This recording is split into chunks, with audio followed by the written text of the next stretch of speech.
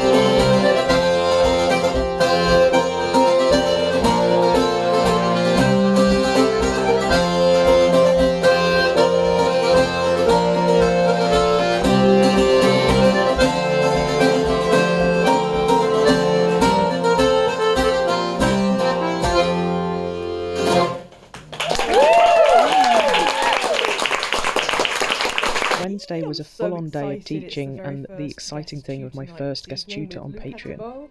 Hopefully you haven't missed the news. I have been banging on about it quite a lot, but that's because I'm really, really excited. So welcome to the final class of Block 10 in the intermediates. We're going to be carrying on with Moon and Seven Stars, but we're actually going to be kind of rounding off this block of classes by looking at how we can take what we've been doing with that tune and apply it to different jigs. 1, 2, and 3, 4.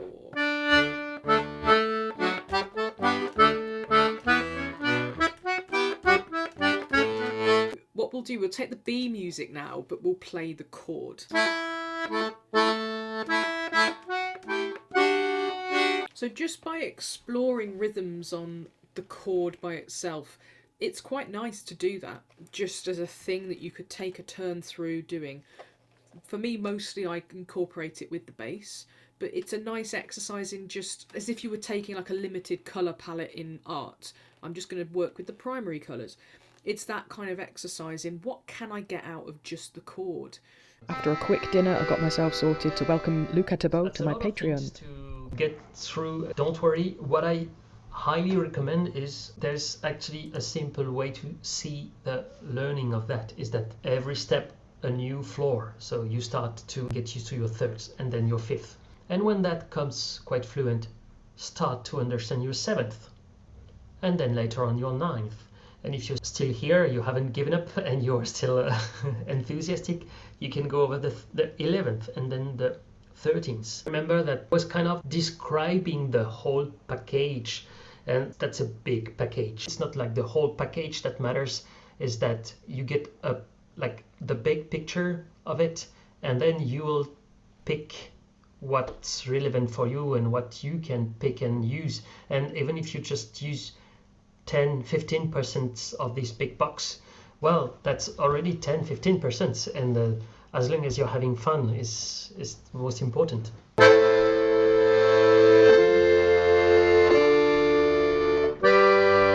That's the regular positions. Now if I add on all the things I've talked about, then we're going to have the major 7 over the 6, then the minor 6 on the 4,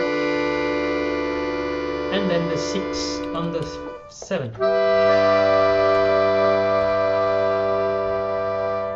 The second would be again.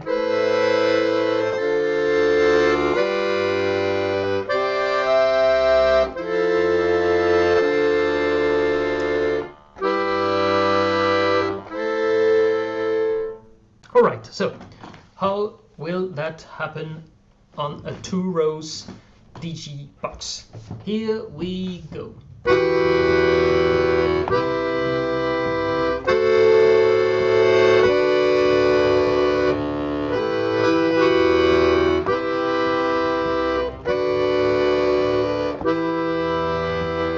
So if I play the second part with the full basses and with the B major, that would sound like here we go with.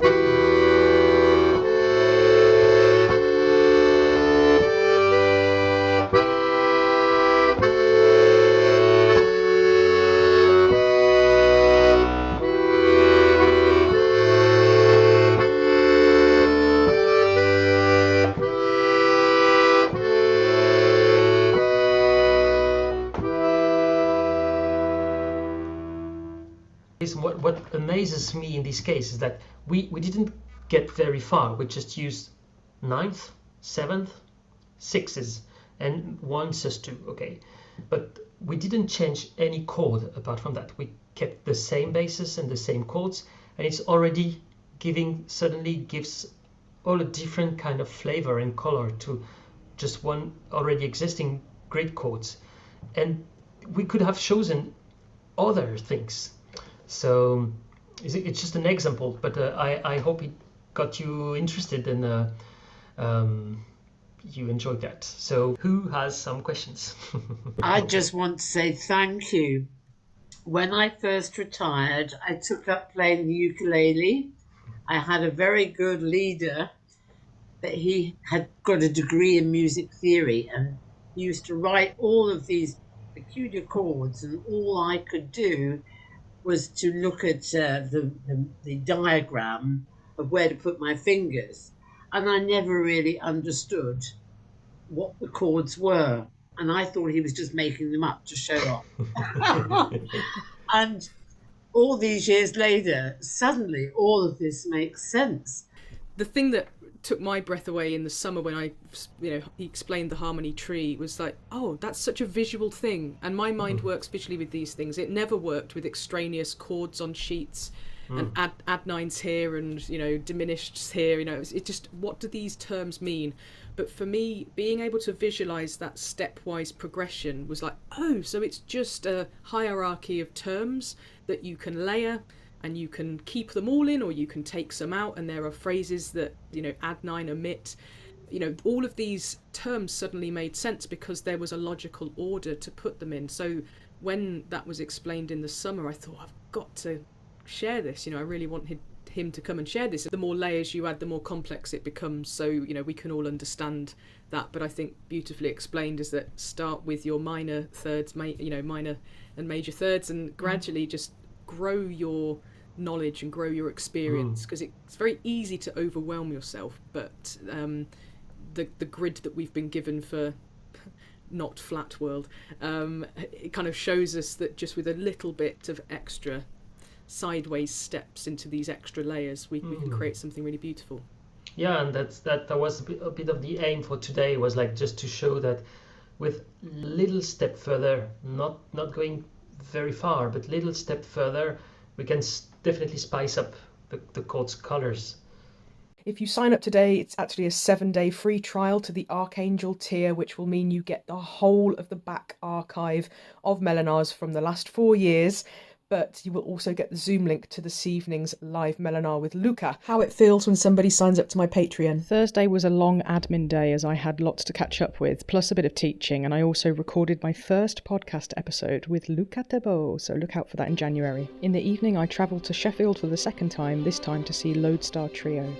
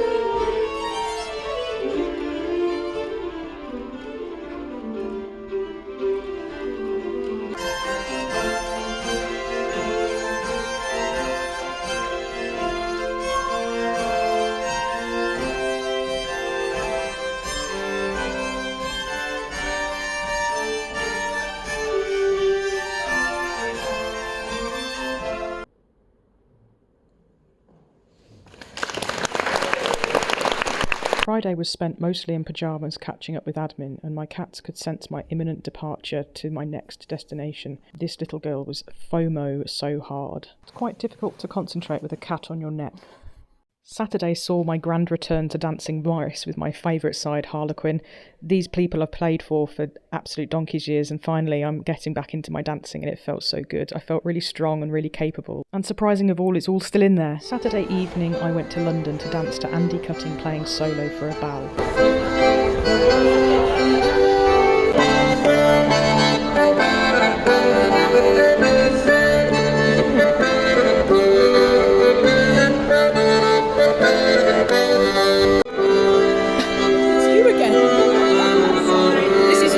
Vlog. It's your vlog now, Isla.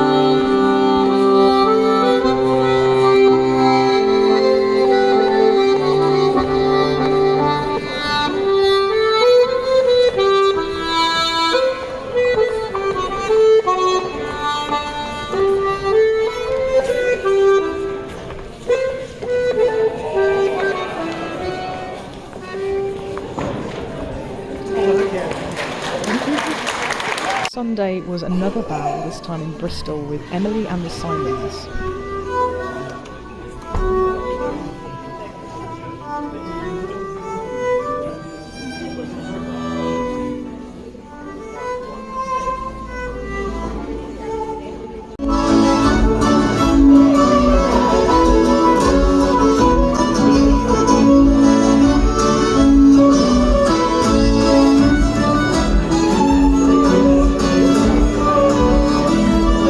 So there we go. That was my week in a life of a crazy musician who wants to go to Sheffield 3 times separately and then drive to London and then drive all the way to Bristol. Luckily, I was chauffeured by the wonderful Anna Pack because we are doing lots of these crazy things together, so it made sense.